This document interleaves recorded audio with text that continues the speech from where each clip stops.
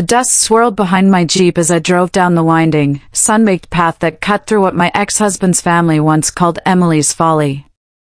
The late afternoon light spilled across the red clay hills of southern New Mexico, casting long shadows from the sparse mesquite trees and scrub brush that dotted the barren land. What lay ahead was 1.2 million acres of so-called worthless desert, my unexpected inheritance. I'm Emily Torres, and 6 months ago, at 41, I became the owner of the largest privately held tract of land in New Mexico. Not that anyone thought it meant anything. Just sand and coyotes, my former father-in-law Carl scoffed at the reading of the will. Your grandfather must have been senile to keep dumping money into that wasteland. Even my ex-husband Aaron tried to be gentle, but couldn't hide the judgment. Maybe we should just offload it to one of those wind energy companies. It's not like you're going to turn it into a vacation spot. But I remembered the last time I'd visited Grandpa Lewis, just 3 weeks before he passed. He called me into his cluttered study, his hands frail but his eyes clear. From beneath a dusty bookshelf, he pulled out a worn, leather-bound ledger. "And me," he said, using the nickname only he ever did. "I need your word. This land? It's meant for you. Not your cousins. Not your Uncle Javier. You. Promise me you won't sell it. Not until you understand why it matters." I promised, though at the time, I had no idea what I was agreeing to. The ranch had been in our family for generations, but in all that time, it had never amounted to much. The soil was too alkaline to grow crops, the cattle operations always failed in the dry, unforgiving climate, and every mining company that ever surveyed the place walked away shaking their heads. But Grandpa Lewis wasn't a romantic. He was a sharp, calculating man who built his fortune in land deals and urban redevelopment. He didn't cling to things for sentiment. So if he'd paid over $100,000 in annual taxes for 40 years, he had a reason. I just needed to find it. The first clue came about 3 months after I inherited the ranch. While sorting through Grandpa's old documents, I found a series of heavily redacted letters from the Department of Energy, dated back to the early 80s. Most of it was bureaucratic filler, but one phrase jumped out at me. Unusual subsurface composition. Site may require future containment protocols. Containment? Then came the second clue. Uncle Javier showed up unannounced at my condo in Albuquerque, wearing a forced grin and carrying a bottle of overpriced wine. He said, "I've been thinking. That ranch is probably more trouble than it's worth for someone your age. Taxes, repairs. I'd be happy to take it off your hands. Say, $5 million? $5 million from the same man who called it useless dirt not 4 months earlier." That's when I knew something wasn't right. I dove into old property records and discovered a pattern. Every few years, different government departments, energy, interior, even defense, had run classified surveys on a particular 10-mile stretch of the land. After each one, a new LLC or shell company would quietly approach Grandpa with a generous offer. Every time, he refused. I hired a private geological consultant to scan public survey data and compare it with historical satellite readings. 3 weeks later, he sat across from me in a quiet Santa Fe cafe, his voice careful. "Miss Torres," he said, sliding his tablet across the table. "There are strong magnetic anomalies beneath a very specific area of your land. Readings we usually only see around certain types of secure installations. Whatever's under there, it's not natural, and someone's gone to a lot of trouble to make sure the public never finds out." Suddenly, Emily's Folly didn't seem so foolish anymore. Keep it quiet. That's when the pressure started. First came the official-looking notices, letters stamped with seals claiming environmental violations that would force me to sell the land. My attorney, a former federal prosecutor and a friend of my grandfather's, proved them fake within days. Next came threats to raise my property taxes to impossible levels. A formal complaint to the state comptroller made that little intimidation trick vanish overnight.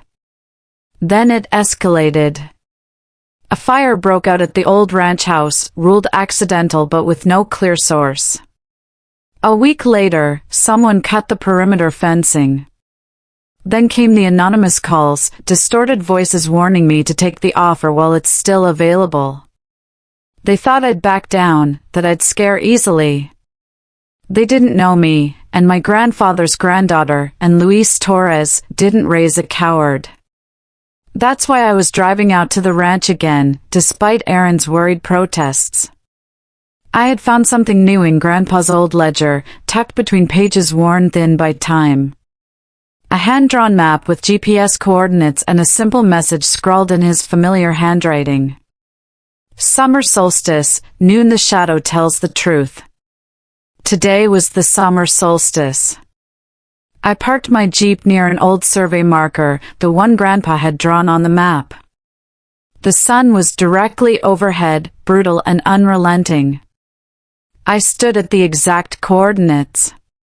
The ground looked no different than the rest of the desert, rocky, sun-bleached, unremarkable. But then, as the sun hit its zenith, I saw it. The shadows of the jagged rock formations surrounding me shifted, aligning in a straight line, pointing toward what looked like a naturally formed stone arch about a quarter-mile away. My heart pounded. I pulled out Grandpa's final letter, the one in the envelope marked, "Open when you find the arch." Inside was a single rusted key and a short note. "The truth is under the arch, but be careful who you trust, Emmy. Some secrets are worth more than money." I slung my backpack over my shoulder and began walking. Each step felt heavier, like I was carrying not just gear but the weight of 4 generations of Torres legacy, all leading to this. The arch was smaller than I expected, 7 feet tall at most, weathered by time and wind. At its base, half-hammered beneath a patch of desert brush, was something metal, a steel door, embedded in the rock face. My hands trembled as I inserted the key. It slid in easily, clicked. Then I heard footsteps. I spun around. 2 men in dark suits stood 10 feet away. They flashed government IDs. Their faces were unreadable. "Miss Torres," the taller one said smoothly, "we need to talk about your property. The United States government is prepared to offer you $50 million for immediate transfer of ownership." I looked at them, then at the door, then back across the seemingly barren land. "Gentlemen," I said, still gripping the key, "I think you'd better tell me what's really going on here." The 2 men exchanged a glance. The shorter one took a step closer, his tone firm but not unkind. "What's behind that door is a matter of national security. We've been trying to acquire this property through legal means for over 40 years. My grandfather turned you down," I said. The taller one nodded, because he understood what was at stake, and from the look in your eyes, I think you do too. I remembered Grandpa's words, "Some secrets are worth more than money." I turned the key. With a metallic hiss, the steel door released, revealing a staircase descending into darkness. I switched on my flashlight. The beam caught gleaming metal walls, something buried here that was far from ordinary. "Miss Torres," the taller agent, Collins said, his voice more urgent now. "Before you go any further, you need to understand." But I had already stepped inside. Because this wasn't the end of the story. It was just the beginning.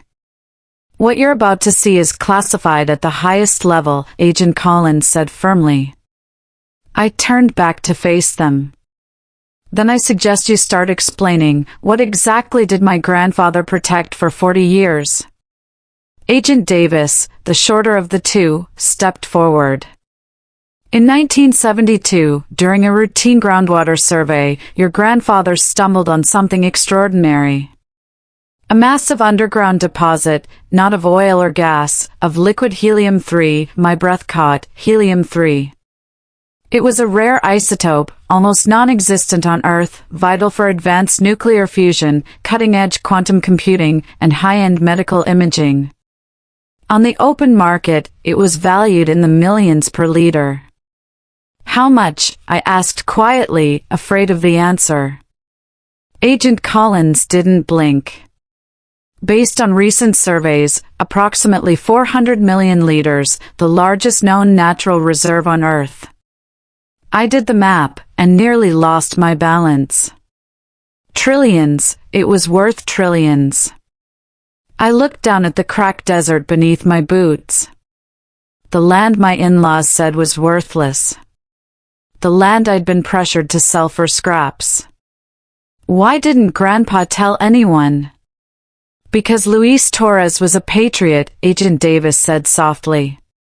He understood that if word of this got out, it could destabilize global markets, maybe even provoke war. So he made a deal with the U.S. government. He'd keep the land under the radar, pay the taxes, maintain the illusion of uselessness, and in return, ensure the resource was preserved until the world was ready. We moved deeper into the passage. The staircase led us into a massive chamber carved from bedrock. The walls were lined with sleek, humming equipment. Sensors, monitors, sealed consoles. It was part science lab, part fortress. And every inch of it had been managed in secret. Your grandfather insisted on independent oversight, Agent Collins explained. He didn't trust the government blindly. All extractions are logged, verified, and monitored by a third-party auditing team. Nothing happens without full transparency. I ran my hand across one of the consoles, feeling the weight of history beneath my fingertips. He hadn't just guarded a valuable resource. He'd safeguarded how it would be used. The $50 million offer, I said, slowly turning toward the agents. It wasn't to buy the land, was it? Agent Davis shook his head. It was a test. If you accepted, we'd know you hadn't found the truth yet. But you passed. And now? Now, Agent Collins said. We make you the real offer. The same one your grandfather accepted. A partnership with the Department of Energy. Controlled, transparent extraction. Full compensation at market value. And joint oversight over where and how this helium-3 is used. I've thought of my family. My smug in-laws. My dismissive uncle. Even Aaron, who loved me but never believed in this land. They all thought I was clinging to a fantasy. I need time to consider, I said. Of course, Agent Collins replied. But Ms. Torres, this must remain confidential. National security is at stake. I understand, I said, cutting him off. But I'll have conditions of my own. The next week passed in a blur. I met with government officials behind closed doors, signed security agreements, and reviewed classified documents detailing decades of hidden operations. I even discovered my grandfather's personal correspondence with top scientists and military advisors. Then I arranged the family meeting. Everyone showed up, just as I expected. Carl and Elaine, my ever-critical in-laws, came with familiar smirks. Uncle Javier arrived looking smug, probably rehearsing another fake sincere offer. And Aaron, my husband, stood near the back, arms crossed, jaw tight. I chose the ranch house for a reason.